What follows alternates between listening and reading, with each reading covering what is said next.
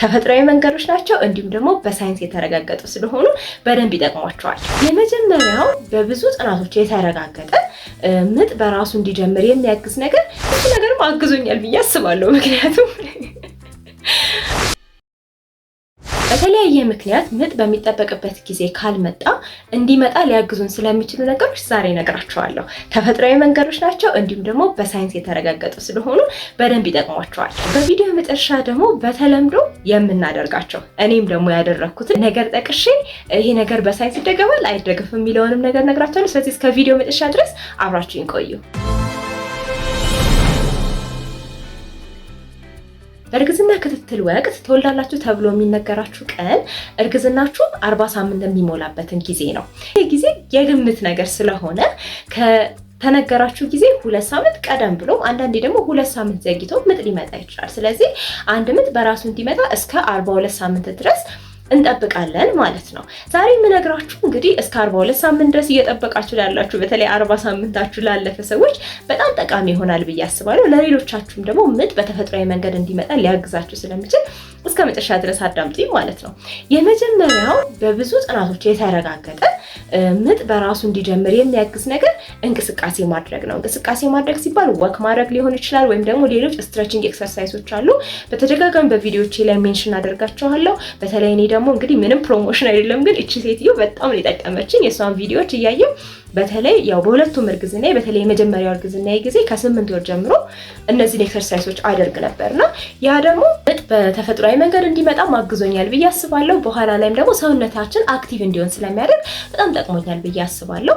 እንግዲህ እንቅስቃሴ በምናደርግበት ጊዜ ወይም ደግሞ ኢቭን ወክ እንኳን በምናደርግበት ጊዜ የጽንሱ አቀማመጥ ወደ ተፈጥሯዊ አቀማመጥ እንዲሆን ያ ማለት ጭንቅላቱ ወደ ታች እንዲሆንና ተስተካክሎ እንዲቀመጥ ያግዛል። ይሄ ደግሞ የማህፀን በር የምንለው ላይ እንግዲህ ወክ በምናደርግበት ጊዜ እንቅስቃሴ በምንሰራበት ጊዜ ምን ይሆናል? ጭንቅላቱ ይነካካዋል ወይም ስቲሙሌት ያደርገዋል ማለት ነው። ስለዚህ በዛ ምክንያት ማህፀን መክፈት እንዲጀምር ያግዛል፣ ምጥም ደግሞ እንዲፋፋም ያግዛል ማለት ነው። ከዛ በተጨማሪ ደግሞ ያው እንቅስቃሴ የምታደርግ እናት ከሆነ ሰውነቷ የበለጠ ፊት ይሆናል ወይም ደግሞ ይሄ የምጥ ፕሮሰሱን በተፈጥሯዊ መንገድ ማለፍ እንዲችል ያግዘዋል ማለት ነው። ምጥ ከጀመረ በደንብ እንዲፋፋምና የሆነ ስቴፑን ቀጥሎ እንዲሄድ ያግዛል። በተጨማሪ ደግሞ ምጥ እንዲጀምር የማህፀን በርን ይሄ መነካካቱ ምናምን ስቲሙሌት እንዲሆን ያደርገዋል እና እነዚህ ለምጥ ደግሞ የሚያግዙት ኦክሲቶሲን የመሳሰሉ ሆርሞኖች እንዲመነጩ ያግዛል ማለት ነው። ስለዚህ እንቅስቃሴ አድርጉ። ሐኪማችሁን እያማከራችሁ ደግሞ ስትሬች ኤክሰርሳይሶች፣ ሌሎችንም አይነት ኤክሰርሳይሶች በእርግዝና ጊዜ የሚመከሩ አድርጉ ማለት ነው።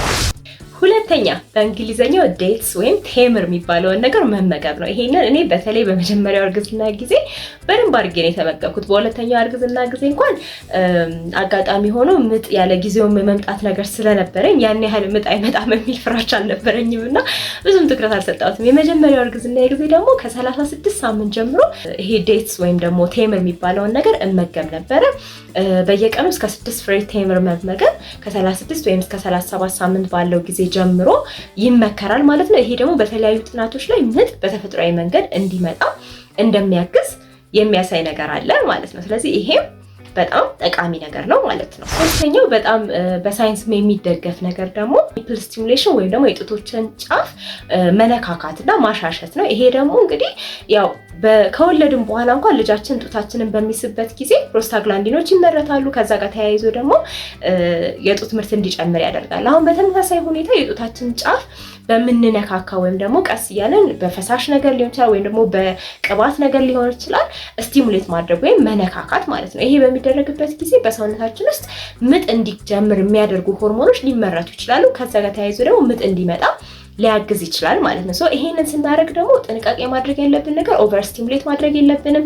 በአንድ ጊዜ ሁለቱንም ጡታችንን ማድረግ የለብንም። አንደኛውን ጡት ብቻ ነው ማድረግ ያለብን። ምክንያቱም በጣም ብዙ ኮንትራክሽን እንዲፈጠር በጣም ደግሞ ያለ ጊዜ የፈጠነ ምጥ እንዲፈጠር ሊያደርግ ይችላል። ስለዚህ እሱን ነገር ጥንቃቄ አድርጋችሁ የጤና ባለሙያ ምክርም ተቀብላችሁ ማለት ነው እንዴት ነው ማድረግ ያለብኝ የሚለው ላይ ብትሞክሩት ለውጥ የምታዩበት ነገር ነው ማለት ነው። ይሄ በደንብ በሳይንስ የሚደገፍ ነገር ነው ማለት ነው። አራተኛውና ከዚህ ጋር ተያይዞ ያሉ ደግሞ ማለት የተወሰነ ሳይንቲፊክ ቤዝ አላቸው። እንደ ፓይናፕል ወይም ደግሞ አናናስ መመገብ፣ ጥሬ ፓፓያ መመገብ የማህፀን በር እንዲላላ ወይም ደግሞ ስስ እንዲሆን ወይም ደግሞ ምንድን ነው የሚባለው መከፈት እንዲጀምር ሊያግዙ እንደሚችሉ የሚያሳዩ ጥናቶች አሉ። እነዚህ ግን በደንብ የሆነ ጠንካራ የሆኑ ጥናቶች አይደሉም፣ ምክንያቱም ዶዙም ይወስነዋል ወይም መጠኑም ይወስነዋል። ስለዚህ በተወሰነ ደረጃ ግን እነዚህ ነገሮች ሊያግዙ ስለሚችሉ መሞከሩ አይከፋም ማለት ነው። ስንጠቀም ግን በጥንቃቄ ቢሆን ጥሩ ነው። ጤና ባለሙያ አማክረን ቢሆን ጥሩ ነው ማለት ነው። በዚሁ እኔም በጣም በተለምዶ በጣም ወደሚደረገውና እኔም ወደ ሞከርኩት ነገር ልግባ። እሱም ደግሞ ምንድነው ተልባ መጠጣት ወይም ፍላክስ ሲድ መጠጣት ማለት ነው በሙቅ መልክ።